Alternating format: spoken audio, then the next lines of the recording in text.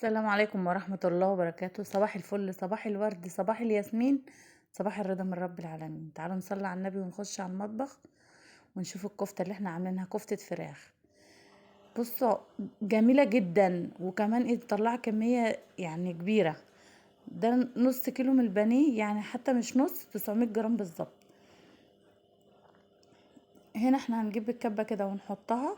البانيه هنقطعه كده مكعبات بس عشان يعني يتفرم، وهنفرمه كويس بالشكل اللي انتوا شايفينه ده. طلعت ايه؟ مش حاطين عليها اي حاجة. هنا هنحط بهارات الكفتة، وهنزود شوية فلفل وشوية طبعا وهنفرم تاني، وهنحط شوية هنحط اللهم صل وسلم وبارك على سيدنا محمد وعلى آله وصحبه أجمعين. أنا مش مركزة.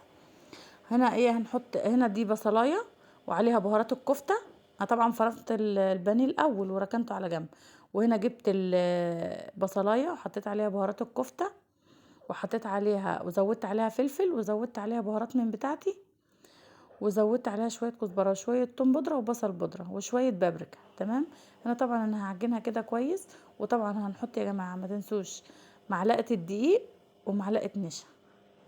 خلاص. وهنا انا بقلب الفيجيتار، يعني لو عايزه، لو حابه بالبقسماط، حابه تعملي لها خلطه من عندك، بس انا بفضل الفيجيتار. يعني اي نوع، مش نوع فيجيتار معين، اي حاجه.